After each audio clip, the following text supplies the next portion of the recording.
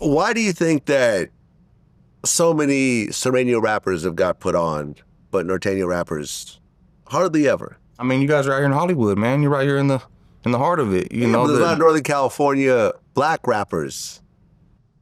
You could literally keep naming them. True E40, MC Hammer, Too Short. But see, black rappers could come up here and mingle anywhere, and Southerners ain't gonna trip on them. No one, they're welcome anywhere they go.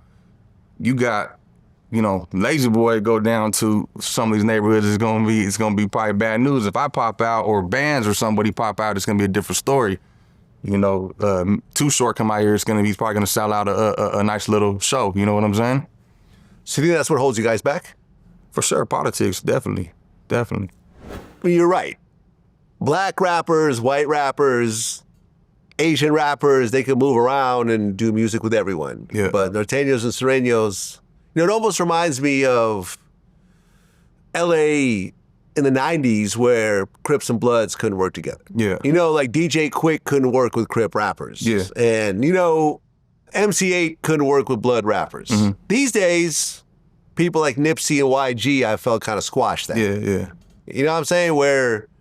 But it seems like with Mexican rappers, it's still a thing. Yeah, it's not gonna, it's a lot of history, man. So I think it's still fresh, you know, in a lot of people's lifestyle, man. You know, I don't know the Bloods and Crips out here, how they get down, man, but I think that's still fresh, man. But I think you were asking why, you know, I think no Northerners blow up or something like that, if that was the question. Yeah. And even Southerners, man, like how many Southerners really just blew up that are really like top selling chart artists? It depends on what you're saying, blown up. I'm talking about as far as like a YG status or someone that you're comparing to Nipsey. Is there any? I'm just curious. I don't know.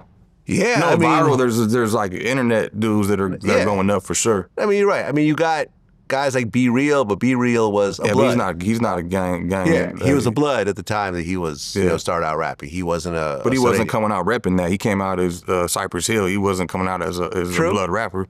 You know. Well, I mean, he was definitely coming out as a gang-related rapper. Yeah. Like, I mean, you know, first single was Hand on the Pump. You know what I mean? Or How I Could Just Kill a Man. Like, gangster you know, rap, I mean, this is definitely gangster rap. But it was different versus like the Banging on Wax albums and stuff back then. They was really banging on they tracks. Yeah, I mean, Lil Rob definitely had some hits. Yeah, but is Lil Rob a actual Sureño gang member though? I don't think he is. I don't think he really touches on that. Yeah, to me. But I think from out here. Yeah.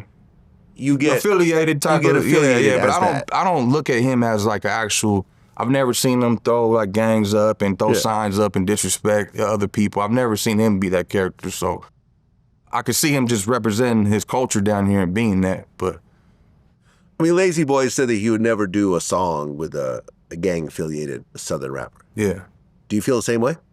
At this point in my career, there'd be no reason. That would just. I worked hard to build my foundation with. I look at my business like a successful moms and pops business. You know what I mean? Your favorite local taqueria in your town does well. You didn't need to blow up and go all across the world and have a million chains, but that business does very well for itself. I've been so rooted with my people, my community, it wouldn't even make sense at this point. That wouldn't even, you know, it wouldn't make sense. Now, in the future, the way the game is transpiring, the youngsters, even the Southerners out here are kind of adapting the more urban culture, you know, more, I won't say but just the urban culture. So there's a lot of similarities. Back then you would tell the difference. You could tell a rapper from LA that was a Southerner. You could tell the difference between a rapper from Northern California. Now there's not much of a difference in the styles, you know what I'm saying? So I could see maybe one day these next generations linking up doing something together. Well, allegedly they say that there is an agreement, an end of hostilities agreement between Norteños and Sureños in California state prisons. Yeah, that's something that's out of my realm to talk about, brother. You know what I'm saying? Yeah. But do you think that at some point there will just be a complete truce everywhere between Northern and Southern gangs? Because it's been going on longer than we've been alive. Yeah. I really don't know, man, because nothing will surprise me these days. You know what I'm saying? There's definitely always going to be some bad blood. But who knows, man? You know, times change. It's always change, you know. Go ask people in the 30s and 40s if you think a white guy and a black guy would sit here together. You know what I'm saying? You know, who knows? You know, things change all the time. So